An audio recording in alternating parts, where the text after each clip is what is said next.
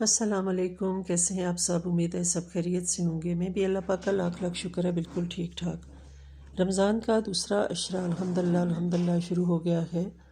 آج 12واں روزہ ہے۔ اللہ کا لاکھ لاکھ شکر ہے، اللہ پاک نے ہمیں توفیق دی ہے، موسم بھی بہت اچھا ہے اور ہم اپنے روزے رکھ رہے ہیں اور اللہ تعالیٰ کی عبادت بھی کر رہے ہیں۔ جتنا ہو سکتا ہے وہ ٹائم اللہ کی یاد میں گزار رہے ہیں، اللہ کی عبادت کرنے میں، قرآن پاک پڑھنے میں، نمازیں پڑھنے میں، نوافل ادا کرنے میں۔ اس کے علاوہ جب ہم کوئی بھی کام کریں، سفر پہ جائیں یا کسی اور کام میں کھانا پکانے لگیں یا جو بھی برتن دھونے لگیں یا جھاڑو لگانے لگیں، جو بھی کام کریں آپ کی زبان پاک ہوتی ہے اور ہمارا کام ہوتا ہے اور آپ کا کام ہوتا ہے کہ اس وقت اللہ تعالیٰ کا ذکر اذکار کرتے رہیں، کیونکہ ذکر اذکار کرنے سے، اللہ تعالیٰ کا ذکر کرنے سے اللہ تعالیٰ کی بہت سی رحمتیں ہم پہ نازل ہوتی ہیں۔ اگر ہم سفر پہ جاتے ہیں تو سب سے زیادہ توبہ استغفار کریں، کیونکہ استغفار کی جو اہمیت ہے وہ ہر دعا کی اپنی جگہ اہمیت ہے، لیکن استغفار کی بہت زیادہ اہمیت ہے۔ استغفار ایک ایسا، میں جب 3 کلاس میں پڑھتی تھی تو میں نے اسلامیات میں پڑھا تھا کہ افضل الذکر لا الہ الا اللہ، کہ سب سے بڑا جو ذکر ہے وہ لا الہ الا اللہ ہے، اور افضل التوبہ استغفر اللہ، اور سب سے جو بڑی توبہ ہے وہ استغفار ہے۔ تو اس چیز سے کوئی انکار نہیں کر سکتا کہ اللہ پاک سے توبہ کرنا، اللہ پاک سے معافی مانگنا۔ ہم گناہ گار بندے ہیں، ہمارا کام ہے کہ اللہ تعالیٰ سے ہم معافی مانگیں، اور رمضان پاک ایسا مہینہ ہے جس میں اللہ پاک ہمیں یہ توفیق دیتا ہے کہ ہم اس میں اپنے گناہوں کی معافی مانگیں۔ ہم بہت گناہ گار ہیں، بہت خطا کار ہیں، ہمیں نہیں پتہ چلتا ہم کس وقت کون سا گناہ کر جاتے ہیں، ہم کیسے گناہوں میں، خطاؤں میں گر جاتے ہیں۔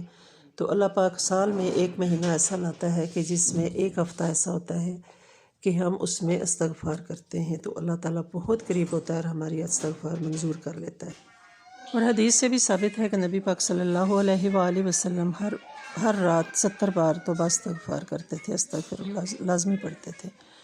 استغفار کرنے کی بہت سی قسمیں ہیں، لیکن جو سب سے کامن ہے، یہ سب سے زیادہ کی جاتی ہے، وہ استغفر اللہ ربی من کل ذنب واتوب الیہ۔ لیکن میں نے بہت سے علماء کرام اور بہت سے مفسرین اور بہت سے کتب کاتبین سے یہ سنا ہے کہ آپ یہ اگر دعا کریں تو اللہ تعالیٰ آپ کی دعا قبول کر لیتے ہیں۔ ہم بہت گناہ گار ہیں، اللہ سے رو کے گڑ گڑا کے معافی مانگنی چاہیے۔ رمضان کا مہینہ ہمارے لیے خوشیوں کا باعث ہے، محبتوں کا باعث ہے، رحمتوں کا باعث ہے۔ پہلا اس کا عشرہ جو تھا وہ رحمتوں والا تھا، دوسرا اس کا عشرہ توبہ استغفار کا ہے، اور اللہ تعالیٰ ہمیں موقع دیتا ہے کہ ہم اللہ تعالیٰ سے مغفرت مانگیں، استغفار کریں۔ اللہ تعالیٰ غفور الرحیم ہے، ضرور ہمیں معاف کرے گا، ضرور ہماری بخشش کرے گا۔ انبیاء کرام نے کیسی غلطی انسان سے ہو جاتی، ہر انسان خطا کا پتلا ہے۔ حضرت نوح علیہ السلام نے بھی اپنی قوم سے استغفار کا کہا تھا کہ آپ استغفار پڑھیں۔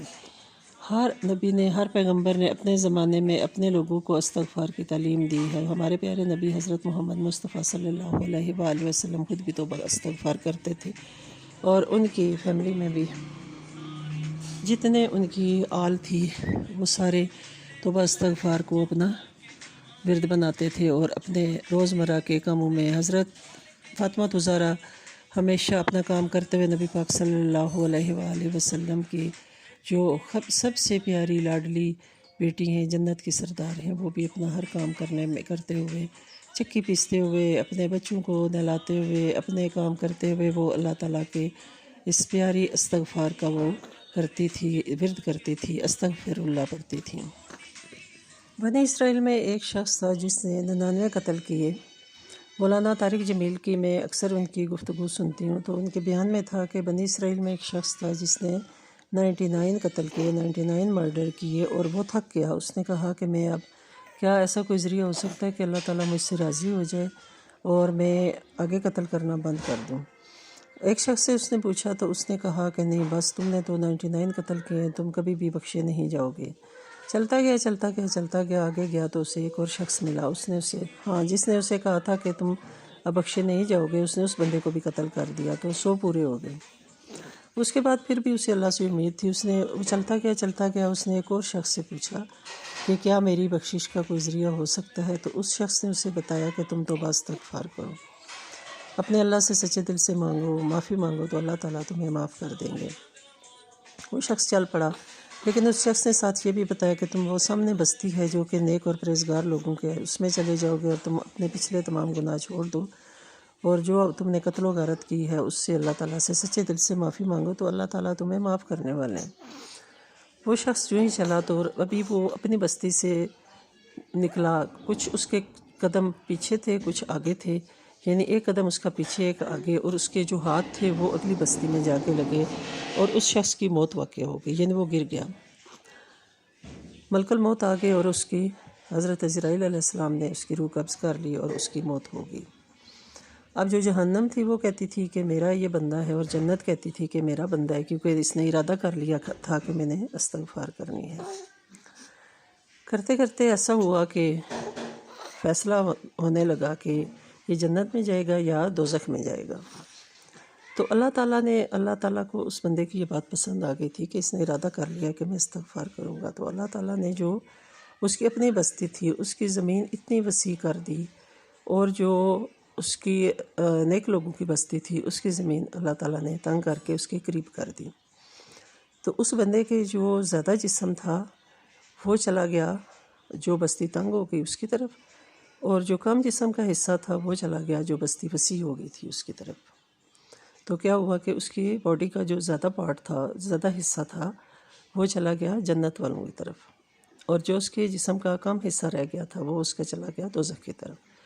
تو یہ پھر فیصلہ ہوا کہ یہ شخص جنت میں جائے گا۔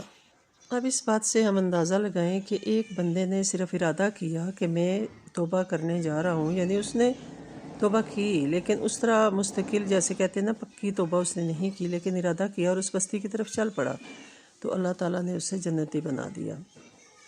تو پیارے بہن بھائیوں، استغفار کرنے میں جلدی کیا کرو، ہم بہت گناہ گار ہیں، ہر رات بلکہ ہر لمحہ آپ استغفار کرتے رہا کرو اور اللہ پاک سے یہ معافی مانگتے رہا کرو، اے اللہ میں بہت گناہ گار ہوں، میں بہت خطا کار ہوں، میں بہت ہی گناہ کے دلدل میں دھنس جاتا ہوں۔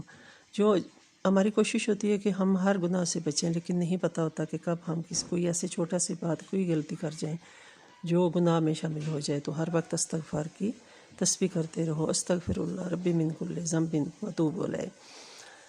اس کے علاوہ ایک جو استغفار ہے جو آج کل بتائی جا رہی ہے کہ اس کے لیے بہت ہی اس کی اہمیت ہے، بہت ہی اس کی فضیلت ہے، اور اس سے کیا ہوتا ہے کہ آپ کے رزق میں اضافہ ہو جاتا ہے۔ اگر آپ کمزور ہیں آپ کو طاقت ملتی ہے، انرجی ملتی ہے، آپ کے ساتھ افرادی قوت ہو جاتی ہے، اور اگر آپ بیمار ہیں آپ کو شفا ہو جاتی ہے۔ گناہوں کی وجہ سے انسان میں بیماریاں بھی آ جاتی ہیں، اس کے حالات خراب ہو جاتے ہیں۔ تو اس کے لیے توبہ استغفار کیسے کرنی چاہیے؟ استغفر اللہ ربی من کل ذنب واتوب الیہ، یہ بھی کریں، اور استغفر اللہ الذی اللہ لا الہ الا هو الحی القیوم واتوب الیہ، یہ پڑھیں اور اللہ سے معافی مانگیں۔